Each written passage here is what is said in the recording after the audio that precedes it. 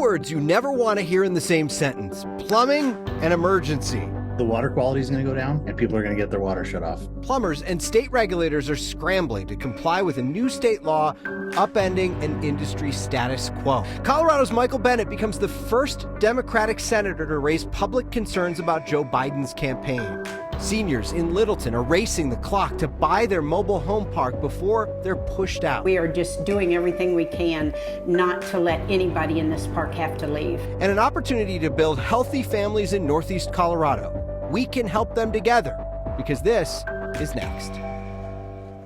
Hey, Next, been a while. Let's start tonight with a plumbing emergency at the state legislature. No, the building not flooding. Lawmakers are the ones who caused this emergency in the plumbing industry. A tiny part of a bigger state law requires a licensed plumber now to test and repair a backflow preventer. That job only required a certification before. Now, people in the business say that this could result, or the result of all this could be jobs lost, costs exploding, water shutoffs, and potentially dangerous stuff getting into our drinking water. A backflow prevention device prevents any used water from getting into our public drinking water. So, a big deal. I must admit, I never thought a plumbing problem would lead a newscast. As my favorite plumber often says, let's go. If you have a sprinkling system, you probably have a backflow preventer on your home to stop the crud that might be on your lawn from getting into your drinking water. Commercial buildings have them too for irrigation and fire suppression systems. Those commercial buildings need frequent inspections. 9 News, you guys have backflows. If your backflows aren't tested, your water could be shut off. Colleen Morrison would know. Her business inspects and repairs backflow preventers. Well, they did until last week when a new state law went into effect with a short paragraph saying that only licensed plumbers could inspect, test, or repair a backflow preventer. For years, all that's been required is a certification. She says the change will eliminate 44% of her business and hurt her staff. It's not a joke to these 7,000, 10,000 people that aren't working because they arbitrarily passed a law without checking to see what the impact would be. My customers are probably going to pay 3 times as much, for a backflow test. So how did this happen? The Democratic House sponsor of the bill, Representative Sheila Leiter, told me this was an unintended impact of a bigger plumbing bill. Republican State Senator Byron Pelton, who also sponsored this bill, told me a local plumbers union joined in the negotiations and worked that language in. Both the state health department and the agency that regulates plumbers released a joint statement saying the change is not in the best interest of public health. So what can be done? The state plumbing board held an emergency meeting today and made some minor clarifications. Didn't make any big changes, seeming bound to the language of the law, leaving Colleen and others in a bind, unable to do a job they've built a business on. If we test the domestic backflows, we are breaking the law.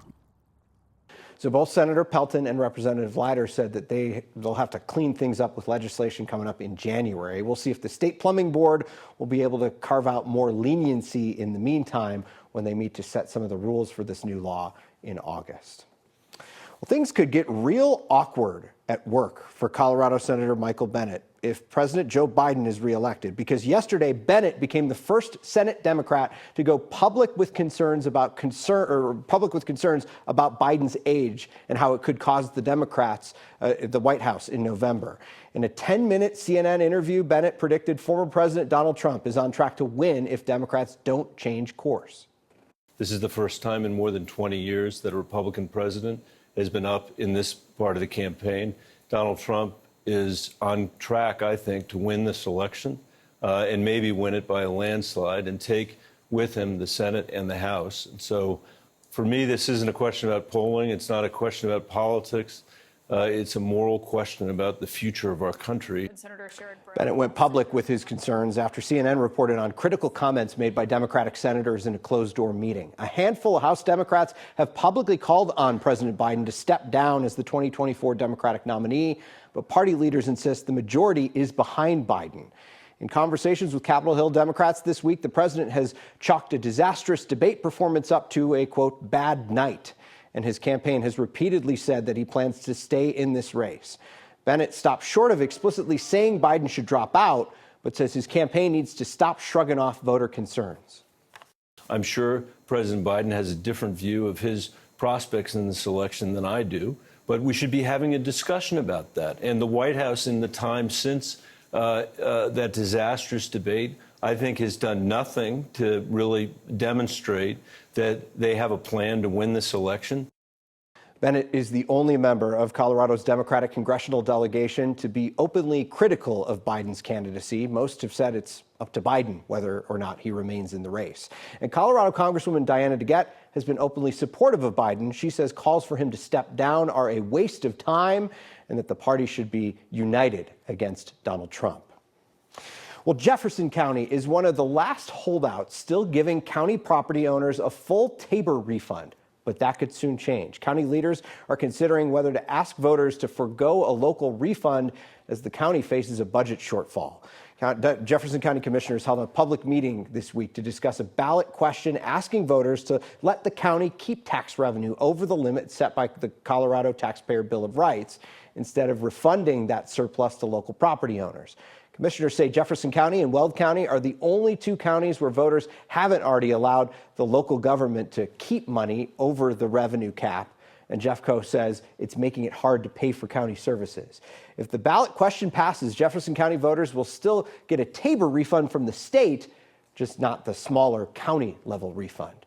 Jeffco officials estimate keeping that money instead of refunding it could raise more than $54 million to be used for transportation and public safety projects. Residents in a mobile home park in Littleton face a big fight as underdogs. They're trying to buy their land so property managers don't scoop it up. They're worried that new management would price out their neighbors. More than 100 people have hatched a plan to take matters into their own hands. Janelle Finch explains. In a painting in progress, It's like you go into a different world, every color has its place. and it's just you and the colors.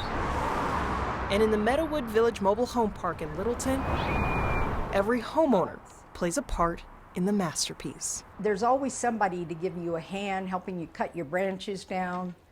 It's just a great place to live. Sherry DeQuinzio doesn't want the picture of her neighborhood to change, but a potential buyer threatened that. From the get-go, it was like, okay, it's time to mobilize. We have to do something about this. We can't sit around and wait for this predatory organization, to come in and tell us that our rent's going to be $1,500, $1,600. Residents learned about the sale in January. They formed a co-op to attract another possible owner with a little more familiarity with the park. We felt that if we didn't purchase the park, we was going to lose a lot of our residents because they would not be able to afford the rent that we knew it would go up to. Sandy Cook says if someone bought the park, she'd have to leave her home of 2 years. I wouldn't be able to afford it. I just wouldn't. Cook took on the responsibility of finding funding for a down payment, and this month, they're under contract. We had numerous meetings with City of Littleton. The City of Littleton and Arapahoe County supported the co-op. Nobody really thought a group of seniors, could do this. The property may be theirs, but they say they still need money to keep the park affordable. And that's that $4 million gap. And we really need help to come up with that. And they have less than 60 days to get it. And Sherry is hopeful they'll be able to put the finishing touches on this purchase. I'm confident we are going to buy the park one way or another, and it's just going to come out to the bottom line, the buck, what it's going to cost us. Residents say the potential buyer has bid $18 million, so the co-op still has to come up with that same amount. They need $4 million in the next 60 days as a commitment that they're buying the property. They hope to get that $4 million through grants and private donations, and after that, they plan to get the next $14 million from nonprofits and federal funding. It seems like we've seen this before with mobile home parks. Right, yeah, it sounds kind of crazy on paper when you're talking about millions and millions here, but people have done it. We saw that there was a mobile home park in Westwood. Residents came through, got the money, and bought it themselves. Yeah. All right, Janelle Finch reporting. Appreciate it. Thank you.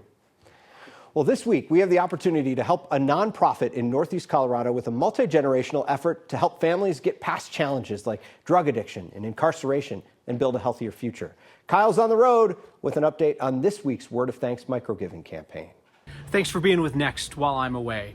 You know, I think some of us who grew up with great parents and strong families can take for granted that that's not an automatic in life. And a lot of young parents, perhaps those who didn't grow up in strong families themselves, need guidance on how to be strong parents to raise healthy kids. In far northeast Colorado, there's one nonprofit that stands out as a tremendous resource for those families. This week's Word of Thanks microgiving campaign supports the Family Resource Center in Sterling. For years, they have been the place to go for parenting classes, for moms and for dads, even for grandparents who find themselves raising their grandchildren, perhaps after the loss of one of their own children. This nonprofit works to strengthen families and prepare at-risk kids for success in life through their summer adventure club, through their year-long programs connecting kids with mentors. The goal is that everybody leaves in a better spot for success. And for the parents, that often means one-on-one mentoring through an advocate who can connect them with resources and whatever they need to get past their challenges in life. Scan the QR code on your screen or text the word thanks to 303-871-1491 to join me and a bunch of other Coloradans in giving. You have proven the power of $5 philanthropy, so I'll match the first 50 donations of $5 to get us started. And nearly 3,000 of you have signed up to make an impact every single week through a recurring monthly donation to the Word of Thanks Fund. You send that donation, we split it automatically amongst the nonprofits that we feature, like the Family Resource Center in Sterling. Humans aren't the only ones who can't stand up to extreme heat. Transportation officials are preparing for roads to buckle during the coming heat wave.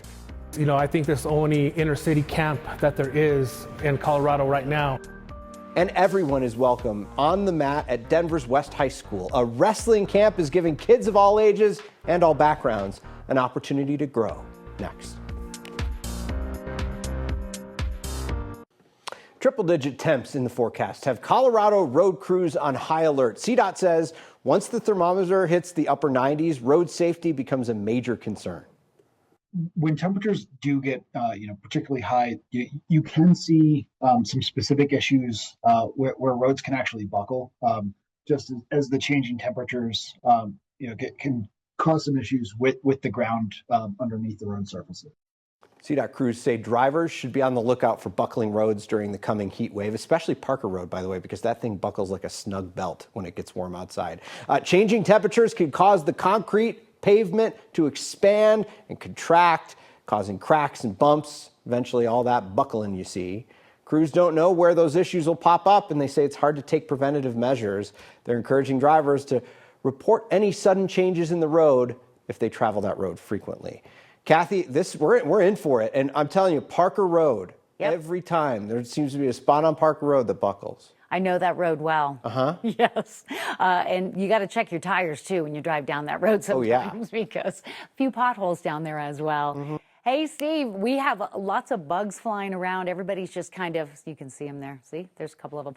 Everybody's buzzing about the impending heat wave, and this could be one for the history books. As this dome of high pressure off to the west moves east and settles over Colorado, we could see temperatures into the triple digits for not 1, not 2, but 3 days, and that would take us into the record books. 93 our high today, 96 Lamar, but triple-digit highs already invading western Colorado and eastern Utah, all part of a scenario that will play out Friday, Saturday, and Sunday for the Front Range, as we have a heat advisory that will go into effect those 3 days for temperatures 98 to 103.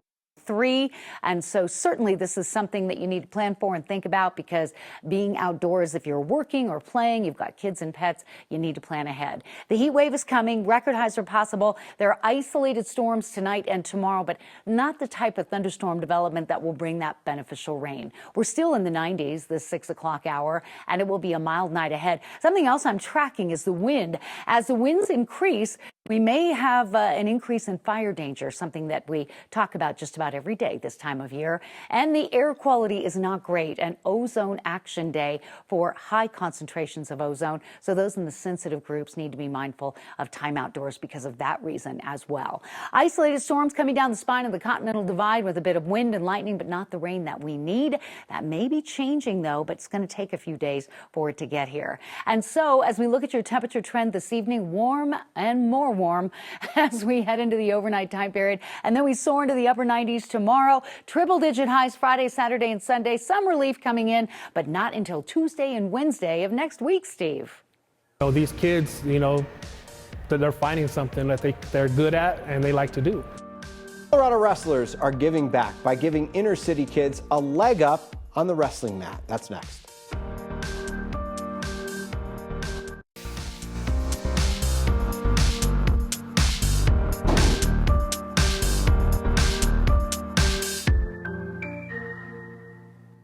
Hey, that's me. Dozens of kids are learning how to pin, take down, and wrestle this week.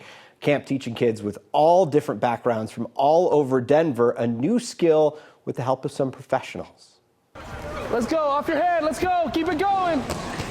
Warm up, get the blood flowing. And this camp is just a technique camp, a camp for the community. Let's go. I'm here at Denver West High School. I'm the head wrestling coach here at Denver West. And what we're doing this summer, on these next 3 days, we're putting on a wrestling camp clinic for the inner city kids. I'm Amelia and I'm wrestling. If you work in wrestling, it gets hot because you're sweating and stuff. Just giving them opportunity to expose wrestling, which is kind of a small sport in Colorado, but it's becoming a very big sport. It's pretty hard. I have to use all my muscles, that's why. These are fifth grade and under right now. As you can see, we have kids that are all the way from 4 years old all the way up to 5th grade. So over there, he has 6th grade and over all the way to high school. A lot of camps are always out of state or something. And when there's camps here, it's rare, but everybody always shows up. So this is where I want you guys to start before you hit the chop. I never had big camps like this growing up for cheap, I would have loved to be able to, go to big camps like this and learn from college wrestlers when I was young. So why not give back when I actually can? It means the world to me knowing that I'm able to give back to my own community.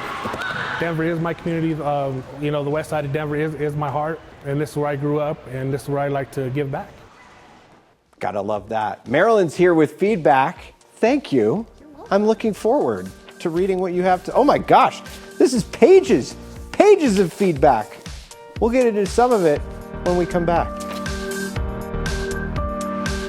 There's no corner of Colorado that has not been touched by the fentanyl epidemic, and that includes rural northeast Colorado, where there's a nonprofit, the Family Resource Center, that is working to strengthen families that have been touched by the fentanyl epidemic. Often that means the loss of a parent, perhaps the incarceration of a parent, with support groups and parenting classes for the surviving parents, as well as any grandparents who might be in the situation, and tons of activities for kids so they can be in healthy environments.